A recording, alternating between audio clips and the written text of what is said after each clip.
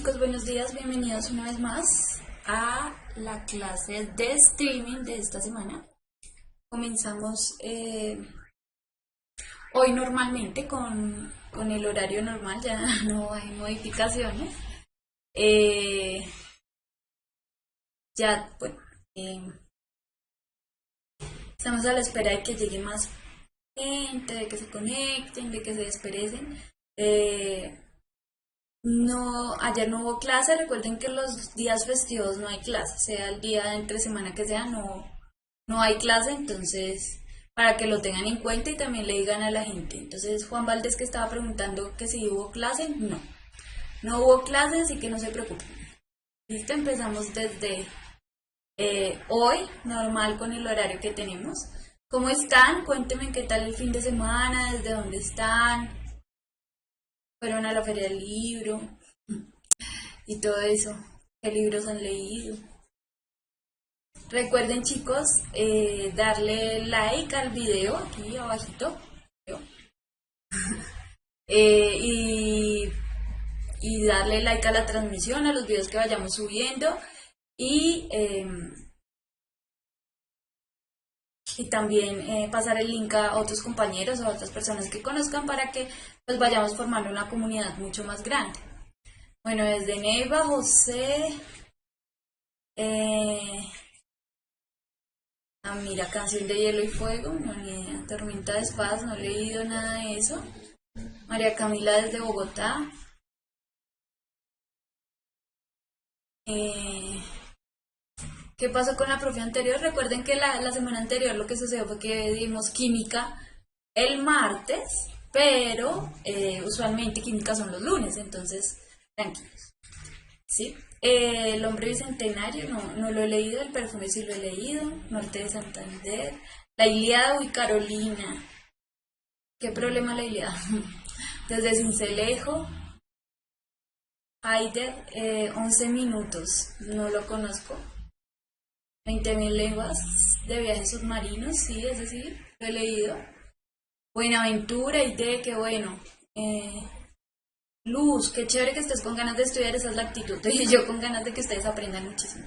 La Divina Comedia, qué bueno, la Divina Comedia es muy buena de leer. El infierno sobre todo y el purgatorio, el cielo es más bien como aburrido. Pero bien. Desde Bucaramanga, Manizales, David, Cúcuta, muy bien. Ay, no les toca leer, lean porque de verdad sí, anímense, que van a encontrar mundos diferentes. Alejandra de Cali, qué bueno, Cali es muy bonito. Eh,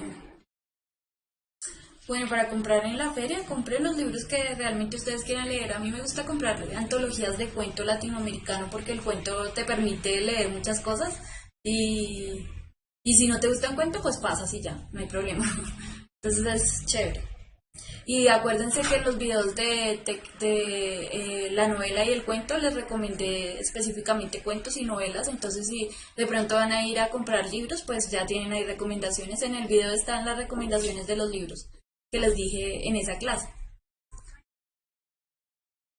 Ética para Amador, también lo tuve que leer. Crimen y Castigo, claro, ¿cómo no va a conocer Crimen y Castigo? Cindy, novela muy psicológica. El Conde de Montecristo también lo leí, me gustó mucho. Y también hay una película buena. Bueno, como es, eh, como ustedes ven, hoy vamos a ver textos narrativos dramáticos. Estamos como en esa línea de textos narrativos, ¿no? Específicamente ya vimos el cuento y la novela, hoy vamos a ver textos narrativos dramáticos, pero también como lo prometido es deuda, habíamos quedado nos quedamos con un texto la vez pasada, entonces vamos a ver ese texto y a contestar esas preguntas y ya después empezamos con el tema específicamente de textos narrativos dramáticos. ¿Se acuerdan? Los que estuvieron en la clase pasada que quedamos con un texto que yo les dije que es muy conocido, que siempre lo ponen en todos los simulacros de pruebas Saber 11 que hay, y resulta que entonces todo el mundo, ay no, yo ya lo leí, pero pues es bueno aprender a leer. Bien, ¿listo? Bueno, démosle la bienvenida a José Alejandro, es nuevo. Mi nombre es Mónica Costa, soy la profe de lectura crítica. Bienvenidos a todos los nuevos que están aquí. Recuerden que las clases son todas las semanas de lunes a jueves. Cuando es día festivo no hay clase.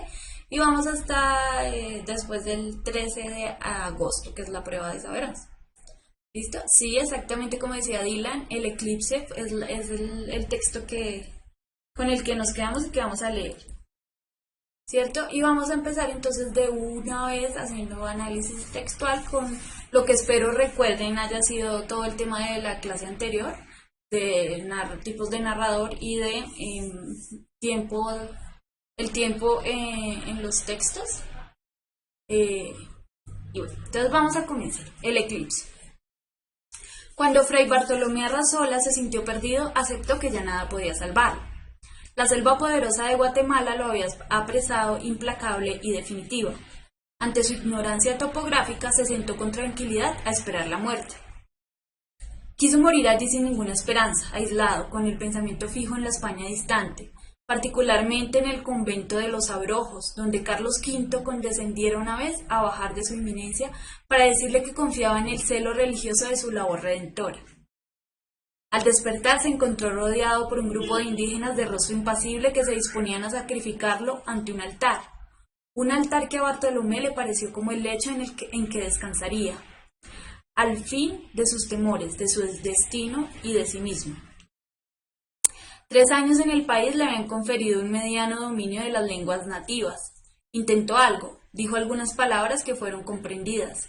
Entonces floreció en él una idea que tuvo por digna de su gran talento y de su cultura universal, y de su arduo conocimiento de Aristóteles. Recordó que para ese día se esperaba un eclipse total de sol, y dispuso en lo más íntimo valerse de aquel conocimiento para engañar a sus opresores y salvar la vida. Si me matáis, les dijo, puedo hacer que el sol se oscurezca en su altura. Los indígenas lo miraron fijamente y Bartolomé sorprendió la incredulidad en sus ojos. Vio que se produjo un pequeño consejo y esperó confiado, no sin cierto desdén. 2 horas después, el corazón de Fray Bartolomé Arrazola chorreaba su sangre vehemente sobre la piedra de los sacrificios, brillante bajo la luz opaca de un sol eclipsado, mientras uno de los indígenas recitaba sin ninguna inflexión de voz, sin prisa, una por una las infinitas fechas en que se producirían eclipses solares y lunares que los astrónomos de la comunidad maya habían previsto y anotado en sus códices sin la valiosa ayuda de Aristóteles. Es de Augusto Monterroso este texto.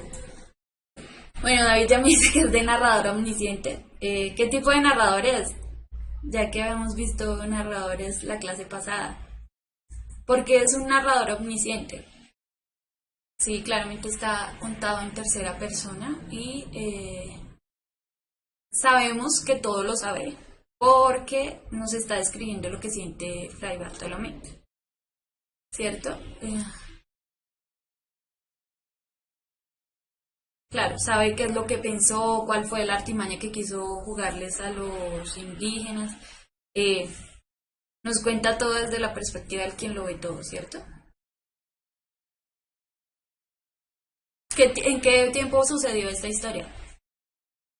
Sí, está contado en pasado además porque usa verbos en pasado, pero más o menos como yo les decía, acuérdense que hay un tiempo histórico que uno puede pues saber en qué año está recreada más o menos la historia, y si sabemos esto es mucho antes,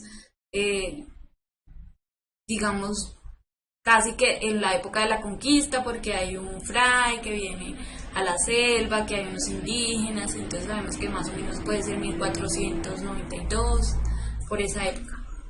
Es el tiempo histórico de acuerdo a los referentes que nos dan Carlos V, exactamente, siglo XV, sí, David. Exactamente, uno puede decir que más o menos el tiempo de la historia, no en la que se escribió la historia, sino en la que sucede la historia, es siglo XV, ¿no? Ahora sí vamos a ver las preguntas. 1. Pregunta 1. El texto narra con ironía que los mayas A. Sabían de astronomía, B. No conocían a Aristóteles, C. Eran muy tercos, D. No entendieron el fraile. Bueno, la respuesta correcta es la A realmente, sabían de astronomía. ¿Y por qué dice que lo narra con ironía?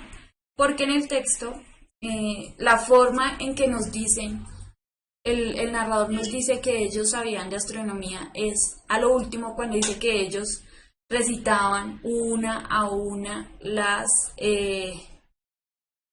fechas en las que se producirían los eclipses de sol y los lunares, ¿cierto?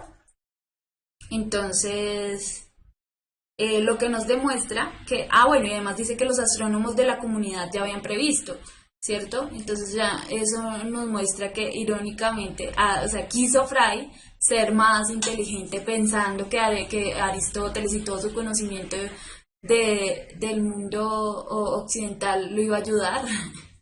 Y no, resulta que resultaron siendo mucho más precisos los mayas en este caso.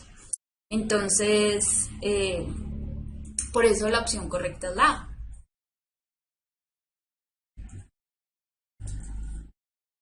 Veamos la otra pregunta. Los hechos narrados en el texto son verosímiles porque son reales aunque tienen la apariencia de no haber ocurrido en la realidad. Son creíbles aunque no necesariamente ocurrieron en la realidad. Fueron observados objetivamente, pero fueron interpretados subjetivamente. Solo pueden ser interpretados y aceptados en el campo de la ficción literaria.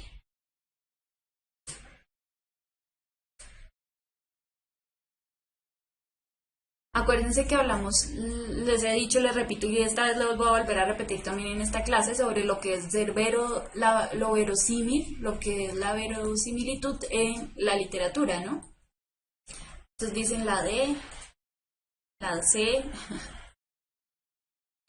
solo falta acuérdense de lo que es verosímil, de lo que les he explicado en las clases y lo que igual les voy a explicar esta clase también.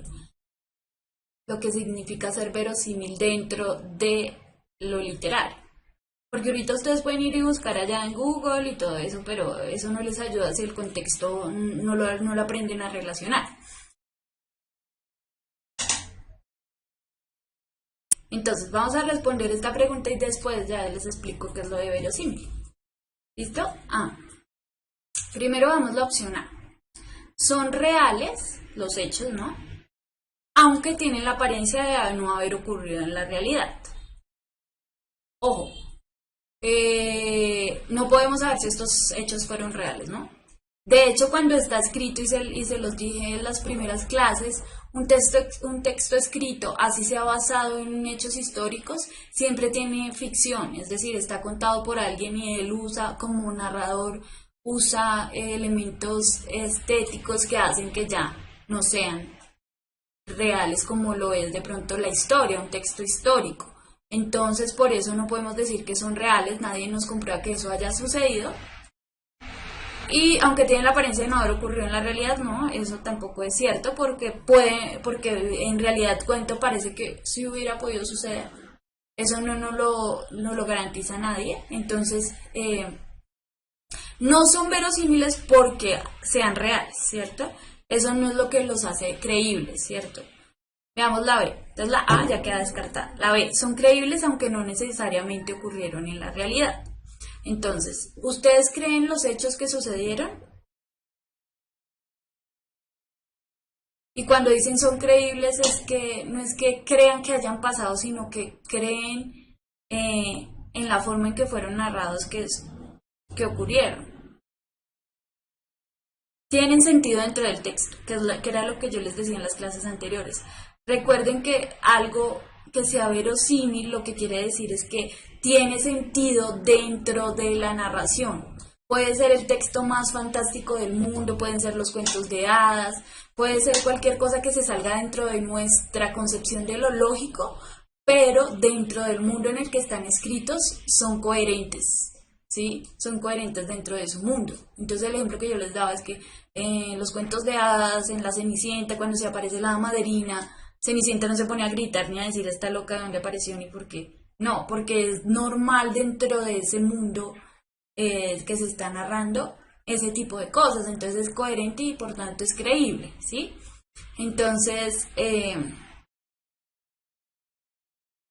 son creíbles, aunque no necesariamente ocurrieron en la realidad. Esa es la respuesta correcta, ¿no? Son creíbles los hechos que sucedieron dentro del cuento, dentro de la narración, pero eso no quiere decir que hayan ocurrido realmente en esa época, ni en ninguna época, ¿cierto?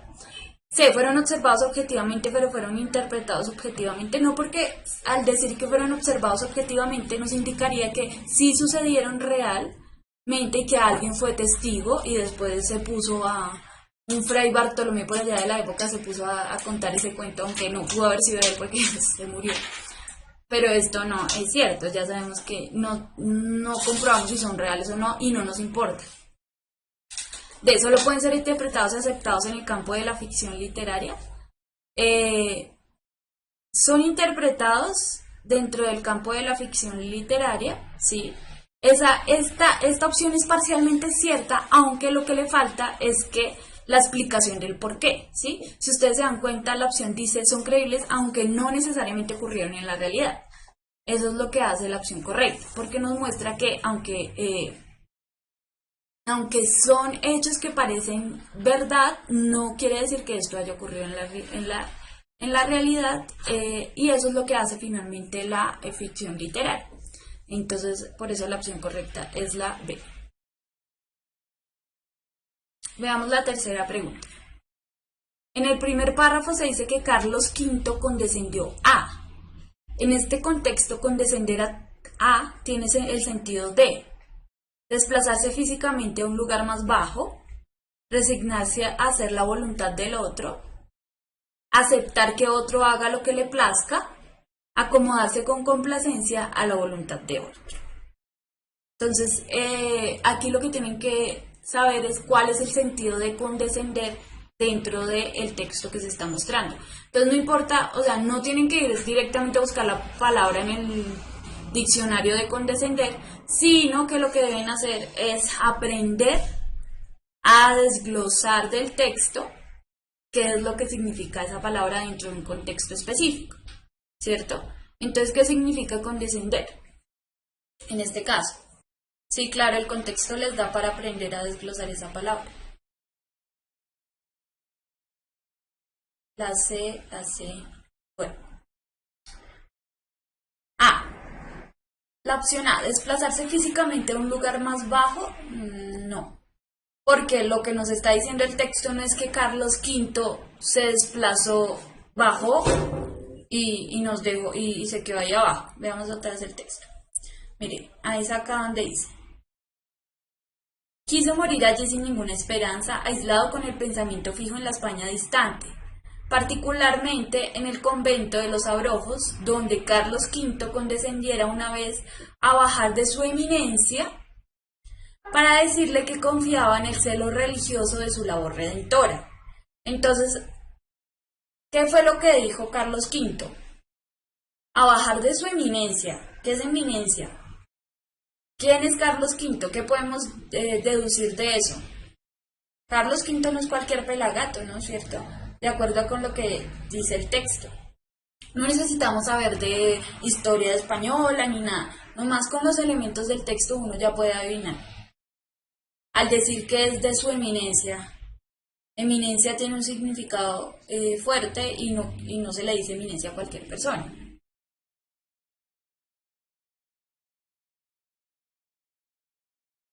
Es un rey, es alguien que tiene poder, ¿cierto?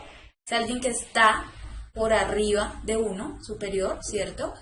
Y él condescendió a bajar, a decirle, ¿sí? No solo físicamente, si él estaba allá en el altar y bajó, sino condescendió a decirle a Fray Bartolomé que confiaba en su labor redentora.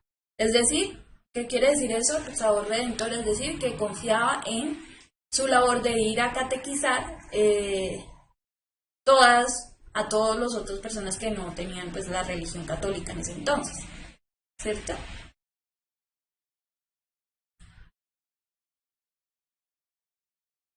Entonces volvamos a las preguntas.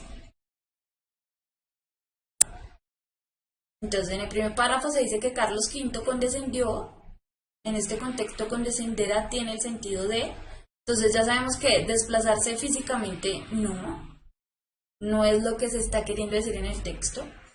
Resignarse a hacer la voluntad del otro. Ojo, una eminencia no se va a resignar a hacer la voluntad del otro, sobre todo cuando es un rey, ¿cierto? Condescender no es resignarse, ¿sí? Es como hacer lo que el otro debe hacer, ¿sí? No, de hacer lo que el otro debe hacer, como ceder a lo que el otro debe hacer, es la cosa, ¿cierto? Entonces, ¿sé aceptar que otro haga lo que le plazca? No, porque pues eso, ninguna eminencia ni ningún rey va a aceptar que otro haga lo que le plazca. Eso ya sería pues perder el poder. Él se acomodó con complacencia a la voluntad del otro. Entonces, la opción correcta es la D, porque Carlos V, al ver la petición de Fray Bartolomé, entonces dijo, listo, yo lo dejo ir y confío en su labor redentora.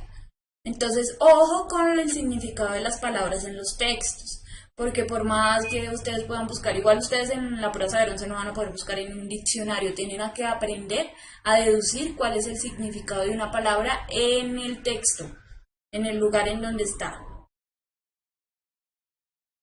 No, no es Bartolomé el que acepta que el otro haga lo que le plazca. No, es el Carlos V quien dice que Bartolomé puede ir a cumplir su labor redentora, ¿cierto? Entonces dice, Carlos V condescendiera una vez a bajar de su eminencia para decirle que confiaba en el celo religioso de su labor redentora, ¿cierto? Entonces, la opción correcta en este caso es la D. ¿Claro? Es correcto afirmar que la intención principal del texto es. ¿Cuál es la intención principal del texto? ¿Qué quiere lograr este texto? A. Encomiar el esmero de los españoles por la difusión de la fe católica en América. Destacar el carácter universal de los conocimientos basados en la filosofía aristotélica. Celebrar el alto grado de conocimiento sobre astronomía de una cultura precolombina. O mostrar cómo el pueblo maya honraba a sus dioses con sacrificios humanos. ¿Cuál es una de las intenciones de este texto? C, D, C, todas las anteriores, C, D, D. Bueno, están ahí como entre la C y la D, ¿cierto? Dicen que es la C. Bueno, vamos a mirar. Encomiar el esmero de los españoles por la difusión de la fe católica en América, no, porque el texto realmente no dice que Fray Bartolomé es un héroe por ir a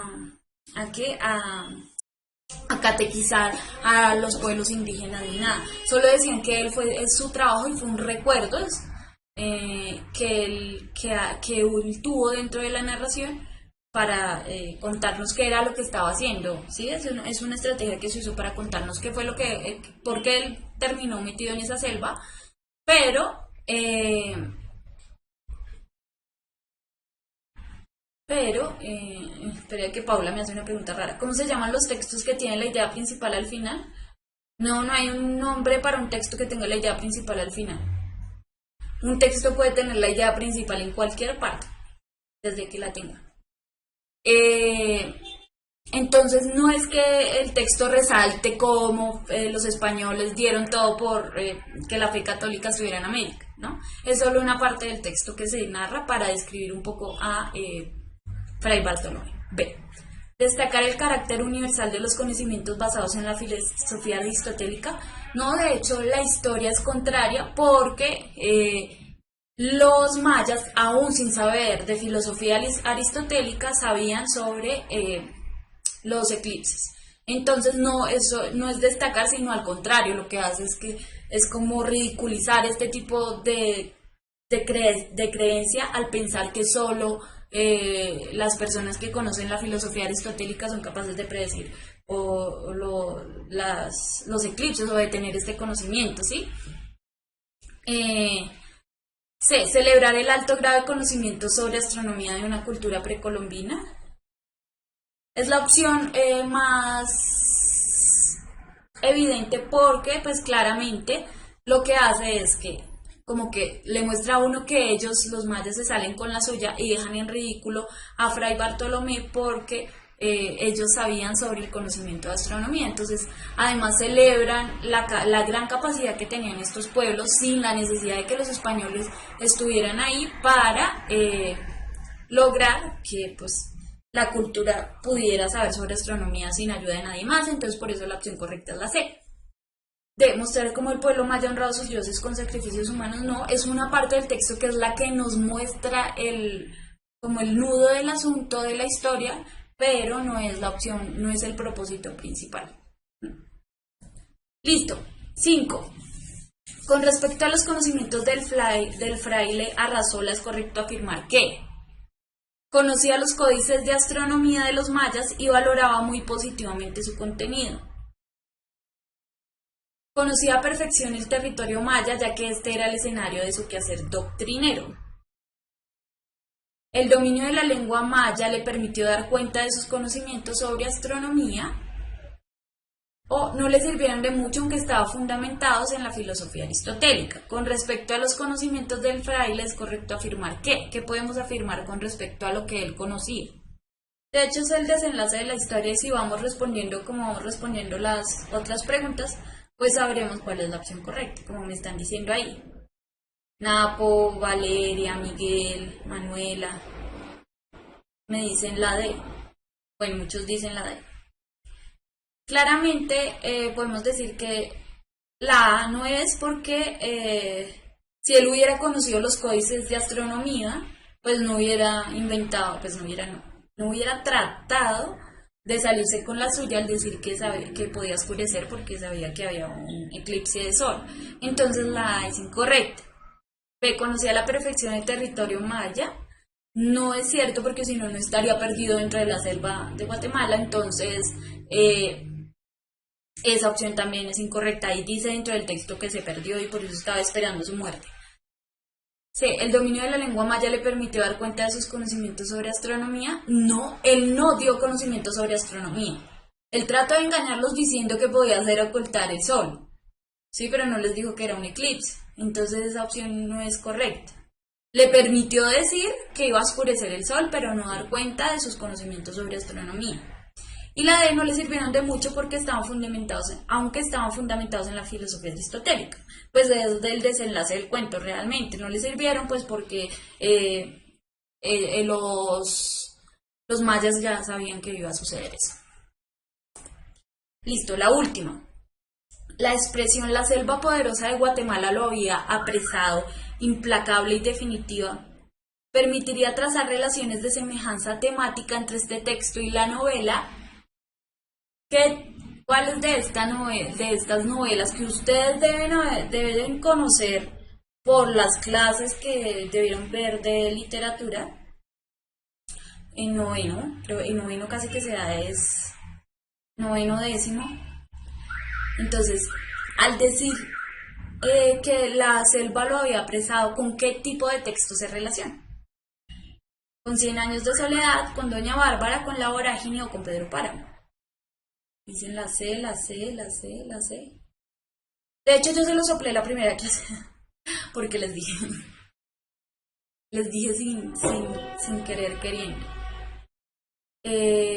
Dicen la C. Manuela dice que es obvio, y sí es obvio, si uno sabe de La Vorágine, así no se la haya leído o tiene en el contexto lo que trata La Vorágine, pues es evidente, ¿cierto? Entonces, 100 años de soledad, no, evidentemente no se relaciona en nada con estar perdido en una selva, tiene otra connotación. Doña Bárbara tampoco, porque sucede en otro lugar. La Vorágine, pues la mitad de su historia sucede en la selva y de hecho el final es que la selva se los tragó, entonces claramente está relacionado con este tipo de texto, de novela. Y Pedro Páramo es muy cercano a 100 años de soledad, es un pueblo fantasma, pero no se relaciona con la selva, entonces la opción correcta es la C. Bien, chicos. Entonces ya terminamos ese texto que siempre sale en todas las preparaciones de las pruebas Saber 11, de las pruebas de la Universidad Nacional, casi de que todas las pruebas que tienen preguntas cerradas, ¿no? Entonces, atentos con ese tipo de preguntas porque hay que aprender a relacionar tipos de novela. Es de conocimiento universal. Se supone que un chico debe saber este tipo de cosas, entonces hay que aprender. Así uno no se lea todas las novelas, pero sí los contextos. Tampoco van a preguntar sobre novelas súper rebuscadas, pero sí sobre novelas que son importantes. Ahora sí, ahora sí nos vamos a meter de cabeza a los textos narrativos dramáticos.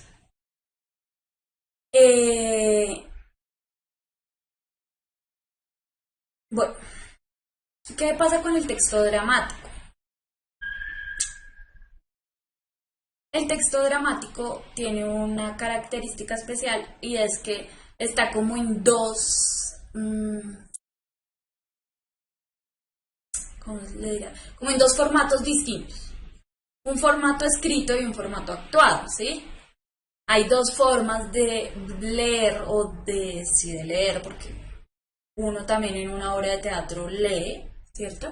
Recuerden que leer no es adivinar la combinación de letras, sino es aprender a descifrar un mensaje, algo que comunica. Entonces, entonces uno puede pues, tanto leer el texto como cuando uno va a ver una obra, también pues le queda el significado de algo que se quiere decir, ¿cierto? Bueno, entonces, ¿qué es primero el texto dramático? El texto dramático es aquel que representa algún conflicto de la vida a partir del diálogo entre los personajes. Entonces, el texto dramático es un texto narrativo, al igual que el cuento y la novela, donde cuenta lo que le sucede a unos personajes que tienen un conflicto y que tienen un desenlace frente a eso, pero la forma de narrar es a través del diálogo. Entonces en los textos dramáticos no hay narrador, como si veíamos que había narrador dentro del cuento y dentro de la novela, ¿sí? Aquí se cuenta la historia a través del diálogo, uno se va enterando de lo que sucede a través de lo que van diciendo los personajes, ¿sí? Se le dice drama a cualquier obra escrita por un dramaturgo donde los hechos tienen lugar en un espacio y tiempo determinado, ¿cierto? Es una obra que ha sido escrita para ser representada, tiene esa estructura. Y a toda obra que esté escrita de esta forma y tenga esta estructura se le llama drama. La condición del texto dramático está marcada precisamente por el hecho de su finalidad, es decir, ¿qué quiere lograr? Porque está destinada a representarse, ¿sí? Y esto implica que se deben tener en cuenta elementos que son simbólicos, ¿sí? Y que están sugeridos dentro del texto. Entonces la mímica, la entonación, los gestos que debe hacer el actor para lograr el personaje que ha sido escrito por el escritor, el autor del texto, ¿cierto? Entonces, hay ciertas condiciones para atraer la atención de los espectadores en estas obras dramáticas. Uno es la unidad del asunto, es decir, una obra dramática, al igual que cualquier texto narrativo, tiene una unidad y tiene que ser creíble dentro de esa misma unidad, tiene que ser verosímil, es decir, tiene que tener un inicio, un nudo y un desenlace y ser creíble dentro de ese mundo que ha sido creado, así no sea un mundo lógico como el que es el real, ¿sí? Y tiene que tener esa unidad, no tiene que quedar ahí como en el aire esas obras. Tiene que tener una acción llena de dinamismo y más que nunca y más que nada realmente, porque al ser actuado pues tiene que lograr un mensaje más, digamos, más contundente al momento de ser actuado. Cuando dice que acción llena de dinamismo no quiere decir que tiene que ser la acción más heroica, es decir, que haya guerras, disparos ni nada, sino que tiene que ser activa dentro de su mismo ritmo, no esas obras que son todas aburridas, que habla el uno, que habla el otro, no, sino que dentro del mismo diálogo se sepan cosas, se vaya viendo como lo que sucede en la acción, lo que se puede hacer, lo que sucede en la escena, que alguien pisó algo, todo ese tipo de cosas hacen dinámica la narración de un texto dramático, así como lo hace dinámico, digamos, el narrador en los textos como los cuentos y las novelas, ¿sí? La verosimilitud, que no implica forzosamente realismo, pues la obra dramática no es reproducción de la realidad, sino interpretación suya, lo que siempre les he dicho de todos los textos narrativos y se los repetiré eternamente. Que sea que sea real y creíble dentro de su mundo. Así no tenga nada en el real, así no sea una copia exacta de la realidad que se vive en el mundo aquí presente, sino puede ser cualquier cosa ficcional, puede ser cualquier cosa fantástica, pero que sea creíble dentro de su propia construcción. Y una buena creación de los personajes. Entonces esto quiere decir que sean de acuerdo a la obra, pueden ser complejos, pueden ser contradictorios o pueden ser muy elocuentes. Bueno, cada caracterización de los personajes pues tiene que ser coherente dentro de sí mismo. Un elemento importante dentro de los textos narrativos dramáticos es la acción dramática, ¿sí? La acción dramática, al igual que en los cuentos y en las novelas, se componen de tres, que nos lo han enseñado como desde tercero, que es inicio, nudo y desenlace, ¿cierto?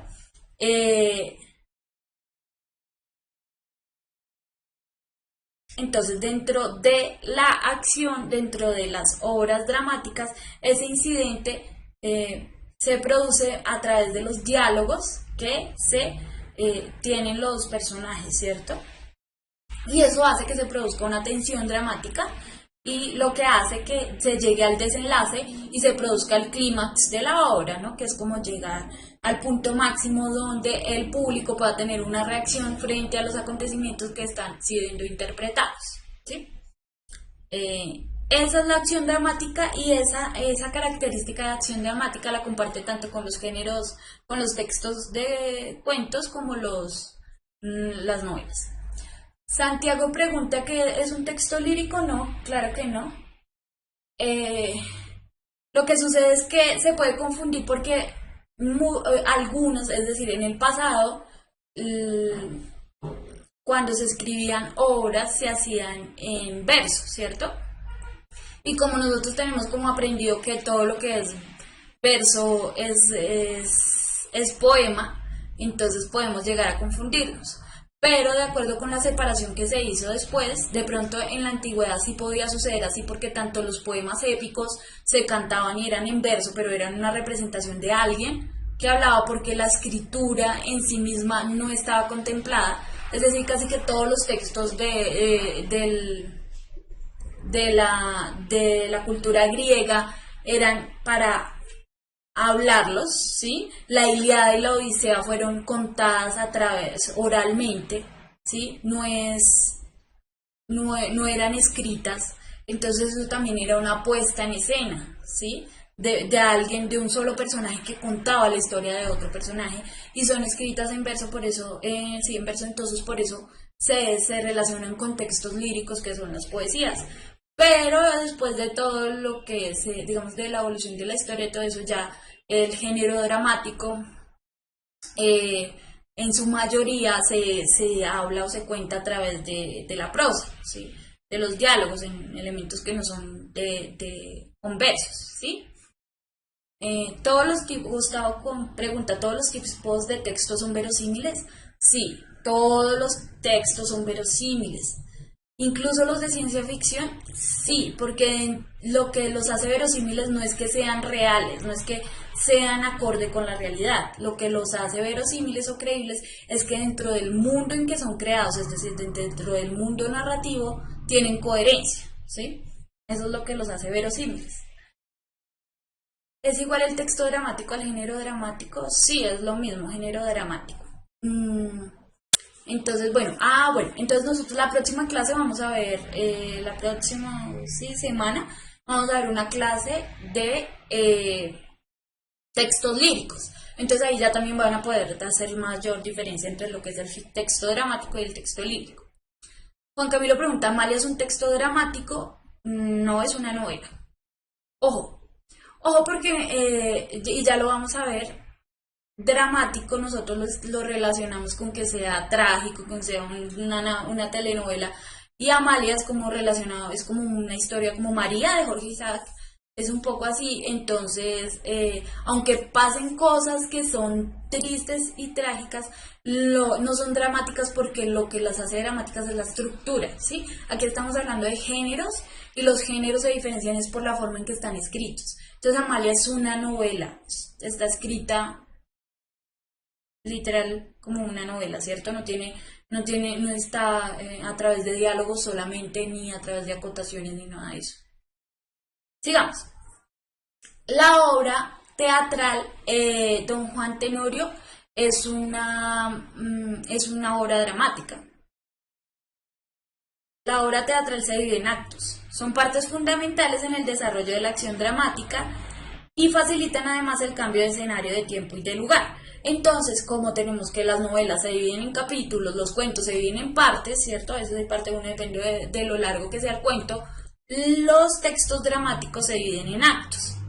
Sí, puede ser un acto, pueden ser 2 actos, pueden ser 3 actos, pueden ser 5 actos, ¿sí? Normalmente dice que oscila entre 3 y 5. Y dentro de esos actos hay lo que se llaman cuadros, que quiere decir que son escenas que suceden en un mismo lugar, ¿sí? Determinado.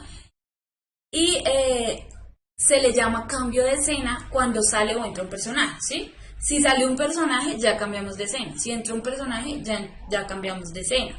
Aunque estemos dentro del mismo acto. Entonces, acto es como la parte grande de los textos dramáticos, la división grande. Y dentro de esos están las escenas y los cuadros, ¿sí? Es más evidente viéndolo en las representaciones teatrales, ¿no?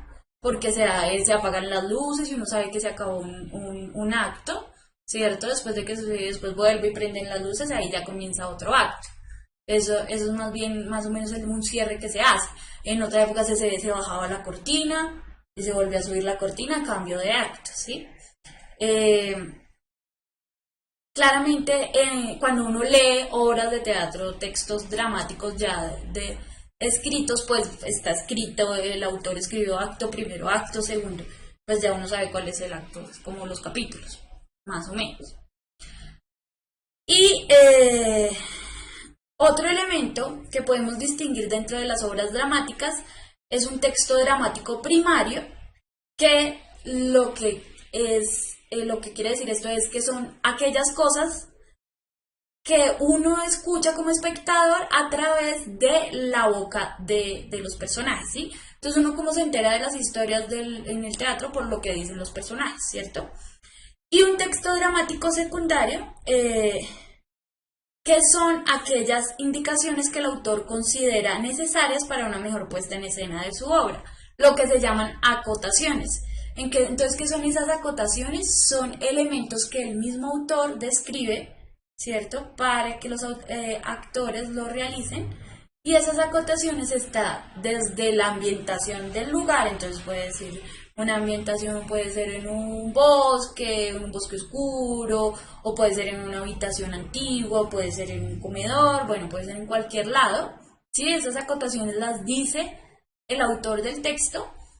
Y también hace acotaciones respecto a lo que deben hacer los personajes. Entonces la personaje debe decir esto de forma alegre, debe decir esto de forma triste, debe decir esto confundido, acongojado, en un tono de tal forma, más bajo, más alto, más enfurecido.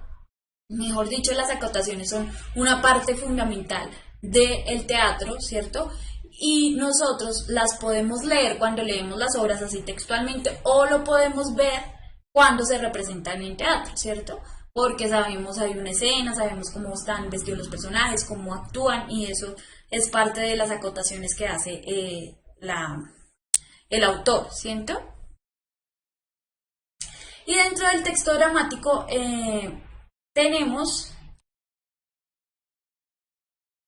Dentro del texto dramático distinguimos entonces algunas formas que son de expresión, que son el aparte, el monólogo y el diálogo, ¿cierto? Entonces, ¿qué es el aparte? El aparte es cuando un actor dice, como ya no tenemos un narrador omnisciente que nos diga qué está pensando o no, ¿cierto? Un personaje, entonces lo que sucede es que el personaje lo que hace es como hablar en voz baja lo que está pensando, ¿cierto? y como que se va a un lado y aunque lo dice en voz alta, solo lo puede escuchar el público, pero no los otros personajes. Esa es una forma que tiene el teatro para mostrar lo que está pensando un personaje, ¿cierto? Pero pues sin que sea parte del diálogo con los otros personajes. El monólogo, que el monólogo es como una conversación con alguien que no está presente, ¿sí? Porque el monólogo usualmente está el personaje solo allá por allá hablando de lo que piensa, ¿sí? Pero habla y habla de lo que le sucede y pues el diálogo, pues es cuando hablan diversos personajes. Entonces, bueno, acá teníamos las acotaciones. Entonces, nos facilitan información sobre los decorados, vestuarios y la intención comunicativa de los personajes, es decir, cómo tienen que actuar y también sobre el lugar donde se desarrolla la acción, ¿sí? Entonces aquí también está lo de los diálogos teatrales, lo que hablábamos de si era lírico o si era pues ya en prosa. Entonces una cosa es que antes, en la época clásica, digamos que como por regla general y como porque era una regla impuesta por los grandes creadores, era obligado a usar el verso. En esta época se usa ya la prosa. Los monólogos son reflexiones hechas en alta voz por un personaje sin que haya un interlocutor. Y los apartes son frases que puestas en boca de un personaje se suponen no oídas por los demás y sirven para enterar al público de los pensamientos o intenciones secretas de quien las dice, lo que les estaba explicando ahorita. Y ya por último tenemos los subgéneros teatrales. Entonces esta es la clasificación que se hace dentro pues, del género dramático sobre los subgéneros teatrales que existen. Entonces, el primero es la tragedia, ¿sí? Que es del griego tragos, que es macho cabrío, y canción, y presenta el conflicto sostenido entre un héroe y la adversidad ante la que sucumbe. Entonces, el desenlace por lo general de la tragedia es doloroso y catastrófico. ¿Cuál es la característica principal de la tragedia? Es un héroe eminente, como leíamos ahorita. O sea, no es cualquier pelagato, es una persona de un estrato social alto, de una categoría alta, ¿sí? Que es superior a los demás, ¿sí? Eso es lo que caracteriza las tragedias y que sufre una adversidad, ¿sí? En su vida que lo lleva a la tragedia o que cumple lo que su destino le tiene marcado, que usualmente lo lleva a la tragedia y a lo dramático. El desenlace nunca es bueno, no tiene un final feliz, ¿sí? Como todas las tragedias de Shakespeare, casi todo como Romeo y Julieta, Hamlet, Medea es tragedia, Edipo Rey es tragedia, todos esos son tragedias, ¿listo? La comedia, del griego komos, que significa fiesta y oda canto, es lo contrario, ¿no? Los personajes representan acciones de la vida feliz y cotidianas, ¿no? Pues porque la vida de un reino es cotidiana y lo que le sucede a un reino es cotidiano, como en la tragedia. En cambio, en la comedia son situaciones más cotidianas porque es de personas del común, ¿cierto? Ahí ya es personas del común y usualmente la comedia pues tiene un final feliz, ¿sí?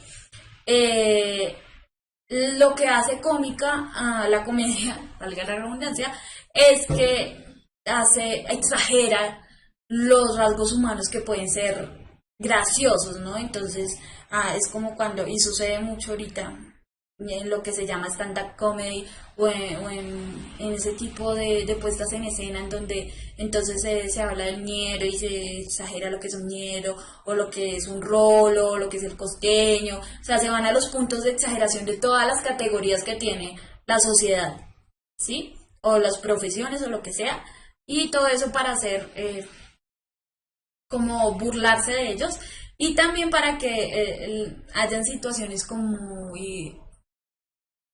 equívocas, dice acá, entonces como sin sentido, ¿sí? Para que sea mucho más gracioso, eso es lo que sucede. Entonces el lenguaje es fundamental, por lo que les decía, claro, casi que la caracterización de cualquier tipo de clase social tiene un lenguaje específico. Entonces es muy importante en la comedia.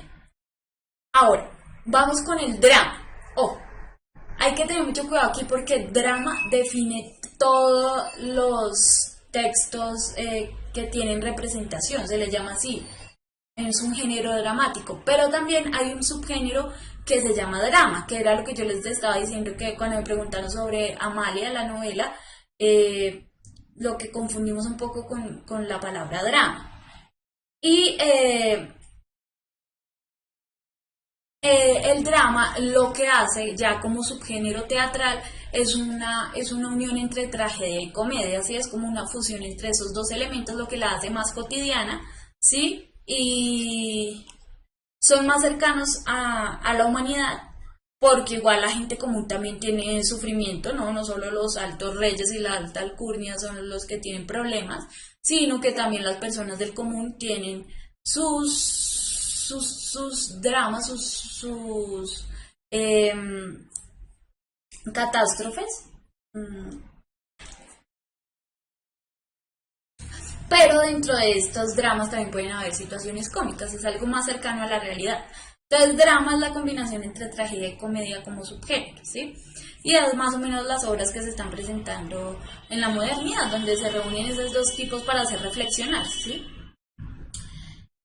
Otro tipo de subgénero teatral es el autosacramental, que es una pieza que se relaciona con la Eucaristía. Es siempre de tema religioso, ¿no? Es característico del siglo XVII y presenta personajes alegóricos en medio de un montaje espectacular. Entonces lo que se hace en Semana Santa, cuando se representa todo el camino que recorrió Jesús al ser crucificado y todo eso, ¿sí?